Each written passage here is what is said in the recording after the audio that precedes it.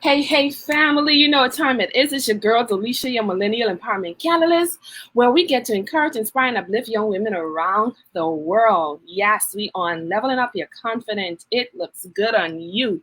And today, this morning, your afternoon, your evening, we are talking about recognizing your power. Yes, and we use this platform to encourage person through our stories, which can be someone's scalar plan. Sis, you are not alone, or hey, someone's survival kit. And like I say, tonight, today, your morning, your afternoon, we are talking about recognizing your power.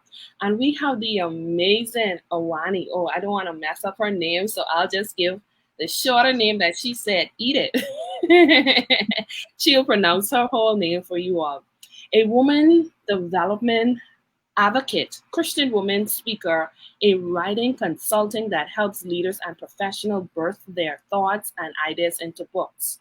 She's also the founder of happywife.com. Yes, you heard that, happywife.com NG, where she helps young women unlock their potential and help top global women executives gain more visibility through interviews and publishing their stories on lead African digital media. Yes, so that is our guest this morning, your afternoon, your evening, Miss Edith. Edith, what a pleasure to have you on today. How are you this morning, my dear? I'm very, very fine. Thank you. Thanks for having me on your beautiful show. I'm really That's fine. Thank you. that's awesome, and it's great to have you. So, going straight into the topic, recognizing your power. Can you please share with us your story around recognizing your power? Okay. Um, I finished high school at the age of 15. I was quite young when I was, at that time in my life. And people who were classmates with me, they were like 5 years older than I was. And it was like an accomplishment to be the youngest in the midst of people who were older than you. And so after the exams, I failed. I couldn't, I didn't, there are a number of subjects you are supposed to pass for you to be able to enter into the university. But I didn't get those number of subjects. And can you believe I kept on writing these exams for 10 good years? For 10 years, 10 years of my life. I spent every other year writing that particular exam. I thought I knew what I was doing. I thought I was intelligent. I thought I was brilliant. I thought, it's something I could do. I didn't confide in anybody. I lied to my parents. I told them that my result was being withheld. Each time I write the exams and the result comes out and I see that I failed, I'll tell them that my result was being withheld. I didn't confide in my parents. So I just wasted 10 years of my life. Mm. Actually, before the 10th year, I met someone who just told me something, like a word of advice, and I sat down and I asked myself, what was I doing wrong? Because I had thought God was preventing me from succeeding in my exams. I had thought this was a spiritual form of attack. The devil doesn't want me to go to school. The devil doesn't want me to enter into the university.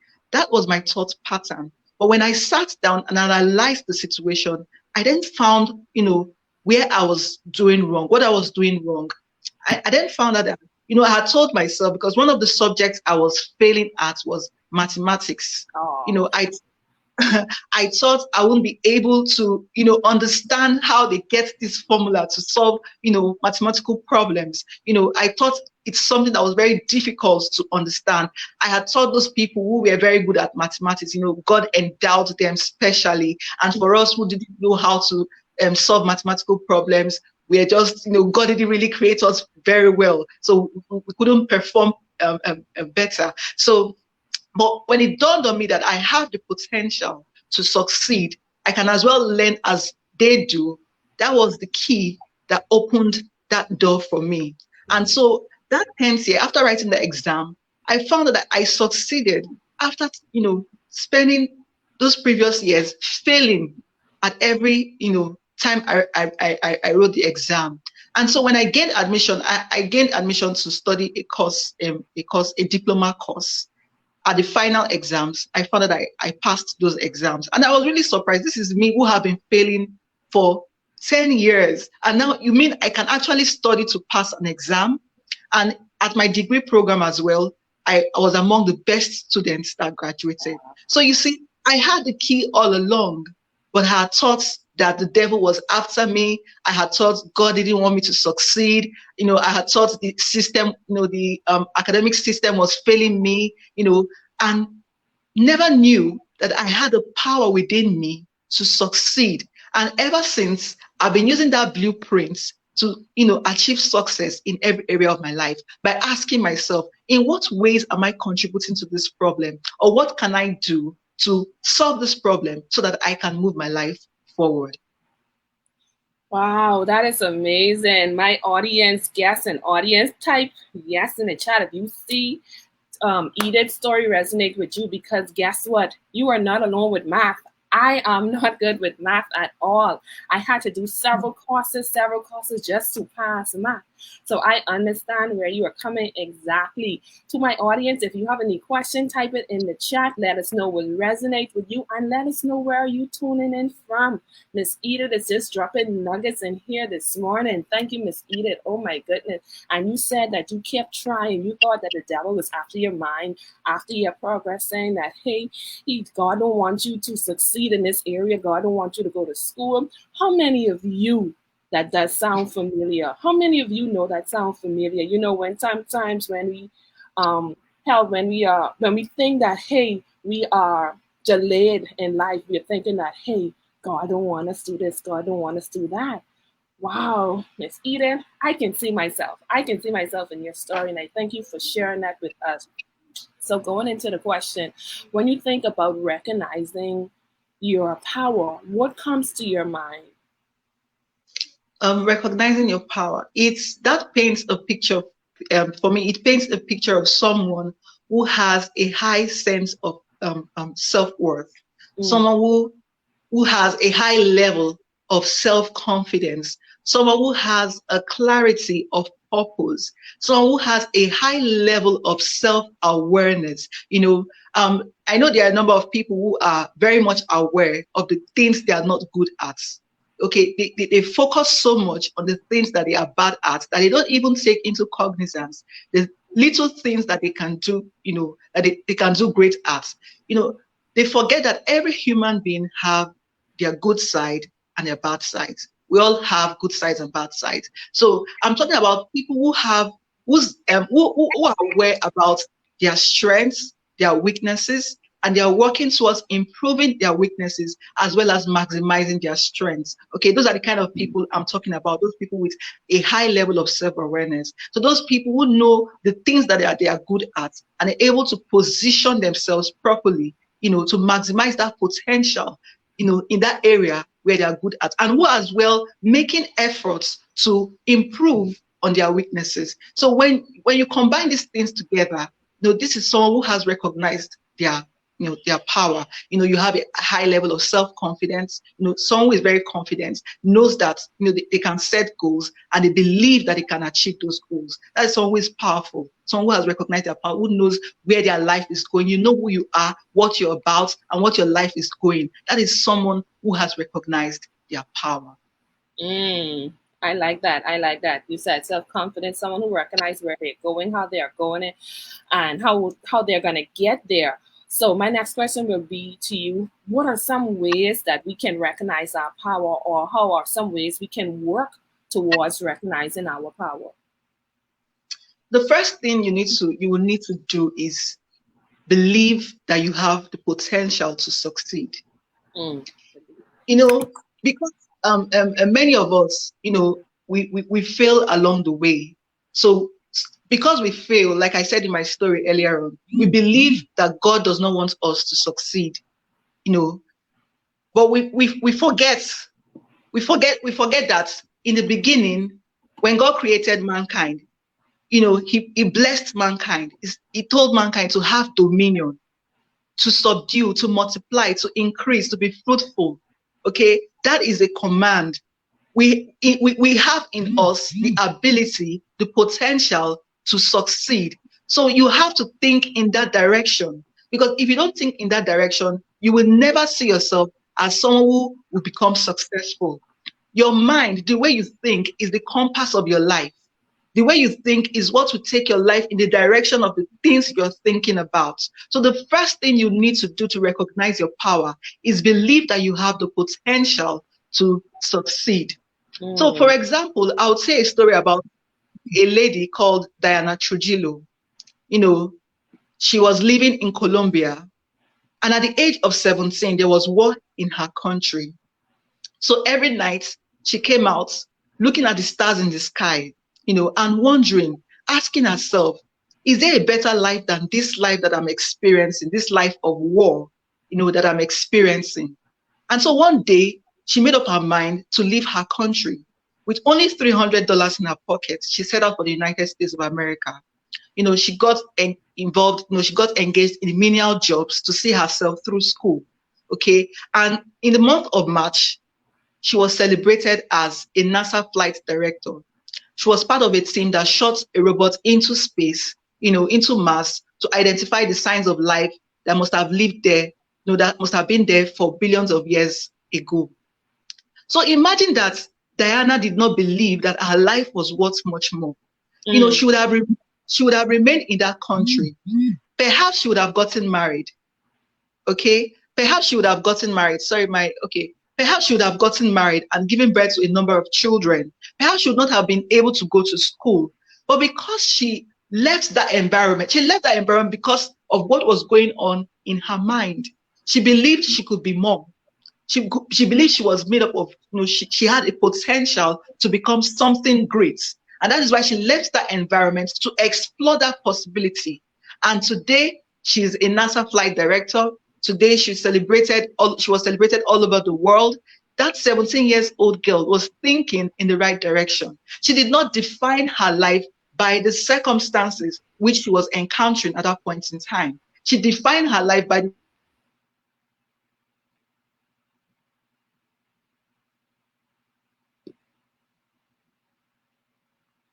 Oh, a man. call was coming in. So she also said her mom left school. Her mom's left school in order to take care of her children, but she didn't want to end up like her mom, and so she made up her mind to go to school. And today she's who she is because she, believed that she had the potential to succeed. So for you to,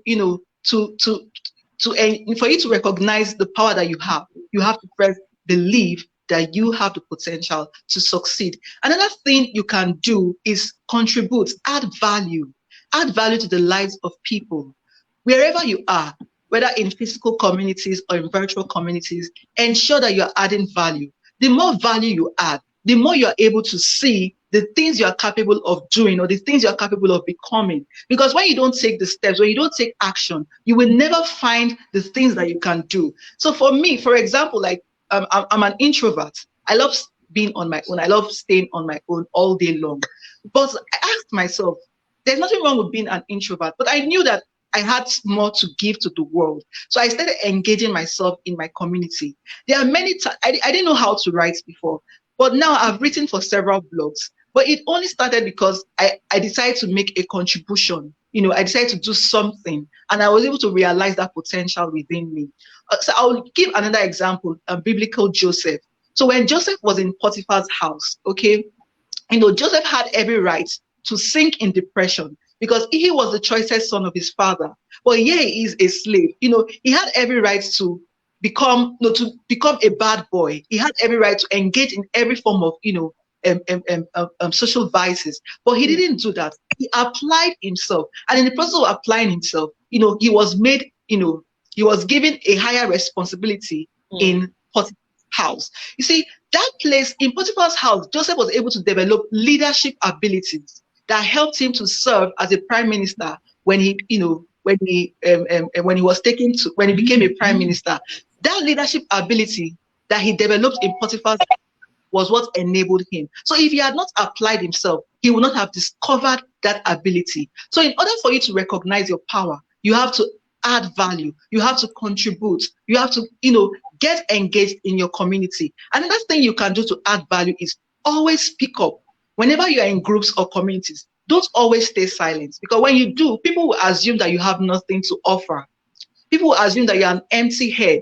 Okay, and you also tell yourself that story because you always find that you're not able to say anything. So I'm not saying that it is necessary for you to always, air your opinion or say something about what you think. But when it is necessary, try as much as possible to make contributions to the conversation.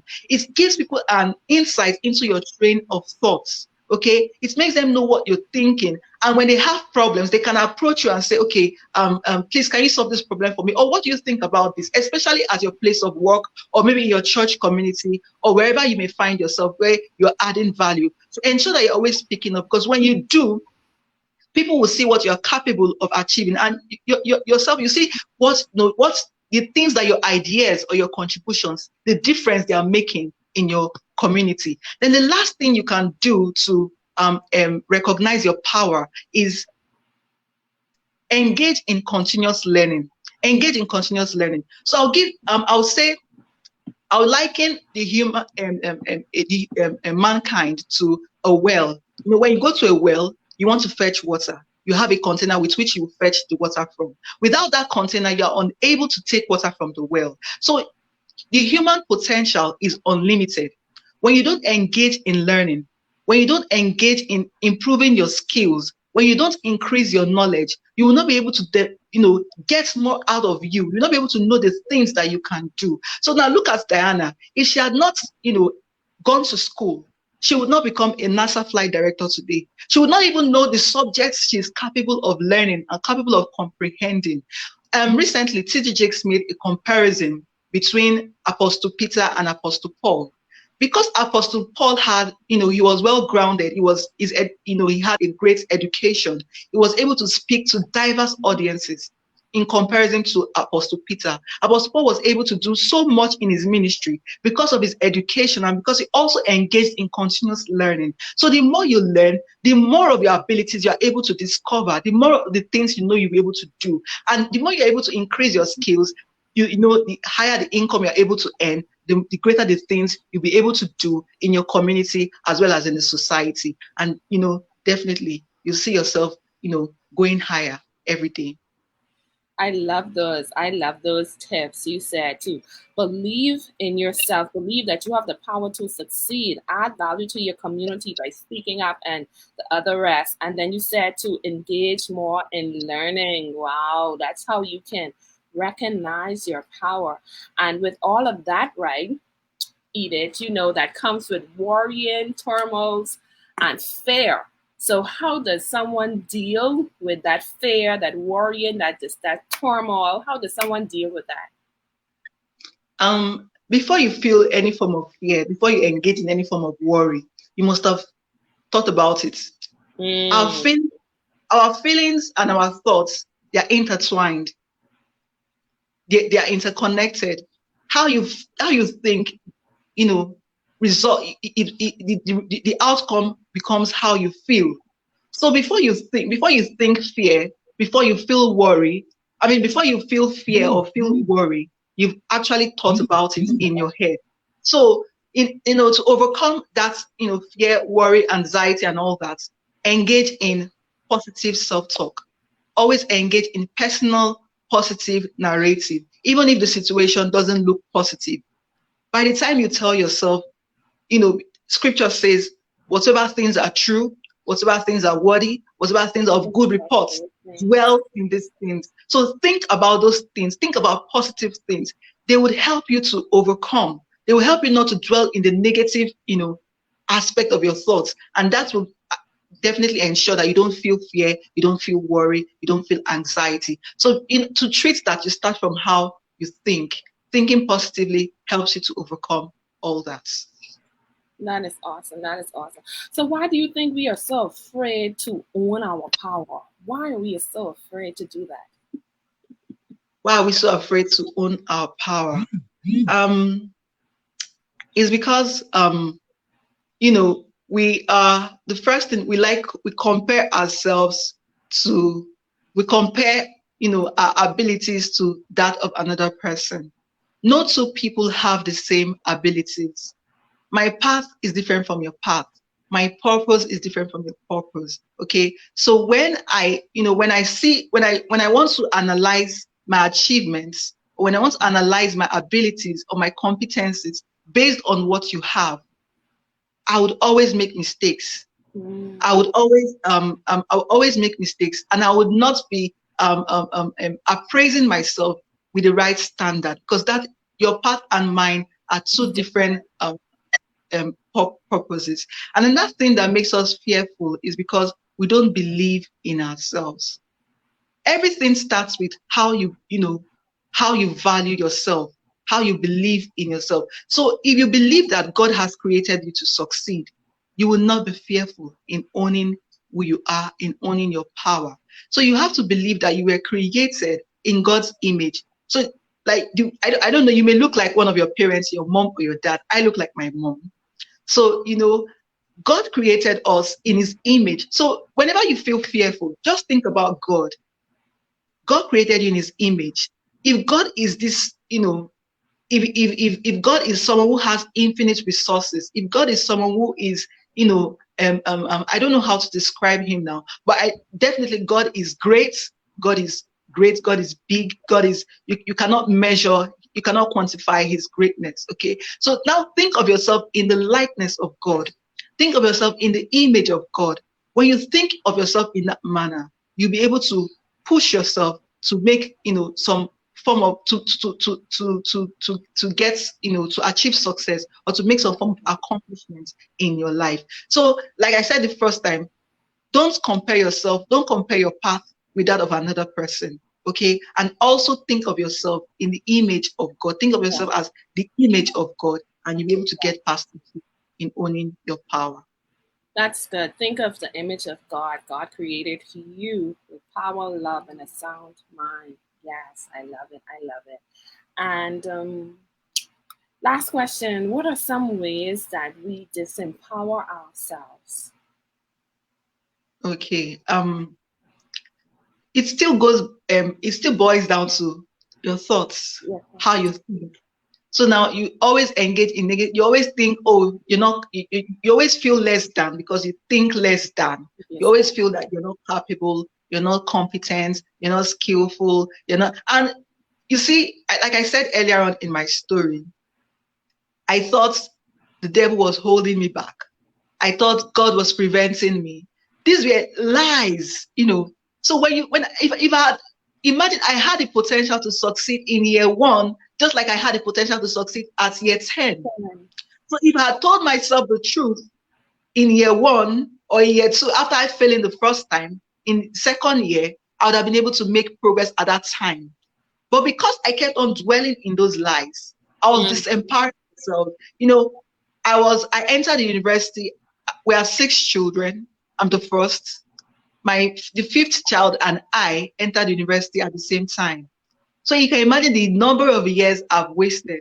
As at the time I was graduating, I was 10 years older than those people that I was graduating with from, I was 10 years older than the people that were graduating together. So imagine the time that I have wasted because I dwelt in negative thoughts. So we disempower ourselves dwelling in negative thoughts. So the moment you find yourself thinking negatively, catch that thought and throw it out. Tell yourself, positive things. Another way we disempower ourselves is by not believing in ourselves. You see a lot of people are young people are successful today, not because they were not fearful, not because they did not doubt themselves, but because they were courageous. They got past their fears to accomplish their goals, their set goals. You don't believe in your ideas. When you don't believe in your ideas, as a matter of fact, nobody's going to help you implement your ideas. Nobody's going to help you, achieve your own goals. You are the one that will take the steps to achieve your goals. If you don't move from point A to point B, you will never be able to get to point C. So we disempower ourselves by not believing in our own ideas. And when you don't believe in your ideas, you can never, make any form of progress. You can never do much with your life. Another thing that disempowers us is adopting a pessimistic point of view. When you adopt a pessimistic point of view, when something happens to you, instead of thinking of, okay, what can I learn from this situation? What is this circumstance teaching me? Rather, you dwell on the negative side of the situation. And because of that, you become depressed, you become bent over, you're unable to take any step to change the circumstance. But when you don't dwell on when you see things from an optimistic point of view, you're empowering yourself to overcome that challenge, to get past that challenge, to devise strategies to overcome that situation. So try as much as possible to adopt an optimistic point of view, no matter the kind of challenge that you're facing. It will help you get past that challenge quickly, and it will empower you, to accomplish much more than you imagine, than when you are dwelling on the pessimistic aspects of, whatever the situation is. That is awesome. That's awesome. You said to cut out in order to stop the negative thoughts, or why we, what we can do to ways that we disempower ourselves. You said to stop the negative talk, adopt an optimistic point of view, and not believing in yourself, not believing in your ideas. So type in the chat, my guests and my audience, if this sound like you. How many of you have used these tips and tools before? And this is how you disempower yourself, by talking negative thoughts to yourself, not believing in yourself, and not adopting an optimistic point of view. That's how you disempower yourself. So, Eden, I want to thank you again for this journey. Thank you for sharing your story and likeness with your tools, tips, and resources, what we can do to help us recognize the power within ourselves. So, is there any last nugget, and where can someone find you? Okay, my last nuggets would be recognize that you have value. You're valuable to God, to your community, to the world at large. You were sent here for a purpose, okay? And that purpose you have to fulfill. A number of lives are attached to your purpose, okay? So when you don't fulfill your purpose, so many people are going to suffer. So recognize that you have value. You have something to contribute, to the world. Celebrate every little win, because it helps to boost your sense of self-worth. No matter how little it is, try as much as possible to celebrate yourself at every point in time. And also know that the way you think, it matters a lot. It is what drives your life. As a man thinketh, so he is. So I try as much as possible that at every point in time, you are thinking positively. You're adopting an optimistic point of view for every, negative circumstance that you encounter in life. Life is always a challenge. There isn't anybody's life that is free from challenges. So you will always encounter challenges. So try as much as possible to adopt an optimistic point of view, so that you will always be at the winning side, so that you will not be overcome by those challenges. Rather, you'll be on top of those challenges. So you can find me at happywifey.site. I've changed my web address, or you can send me a mail to egosaedit@gmail.com. Thank you again, Edith. Can you pronounce your first and last name again? Okay, my name is Awunli Eghosasere. Awunli Eghosasere. So see why I didn't want to mess that up. And let us know, Edith, where are you tuning in from? Where are you tuning in from? Yeah, I'm speaking to you from Nigeria. Nigeria. Yes, so Nigeria in the house, everyone. Thank you again, Edith, for joining us. And to you, our audience, thank you for always joining us. Thank you for always liking, sharing, and commenting on our page. Remember that we are not just telling stories. Remember that my story, your story, someone's get-up plan. Sis, you are not alone, or someone's survival kit. Please, if you have not followed our page, I ask that you do with a kind heart. You can follow us on Facebook, Twitter, Instagram, YouTube, and LinkedIn. Yes, all under the name Delisha Murray, Millennial Empowerment Catalyst. And hey, if you know anyone who has an inspiring story and you would like to share, it could be you or someone you know that would love to share their story, please DM me. I would love to host you on this show so that you can continue inspiring and encouraging others as we are about to stay on this journey, encouraging and inspiring others along the way. So with that being said, Thank you again for joining. Remember that your story has power and it matters. And sis, you are not alone.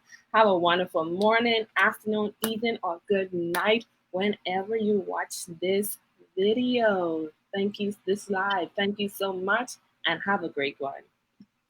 And you too. Bye.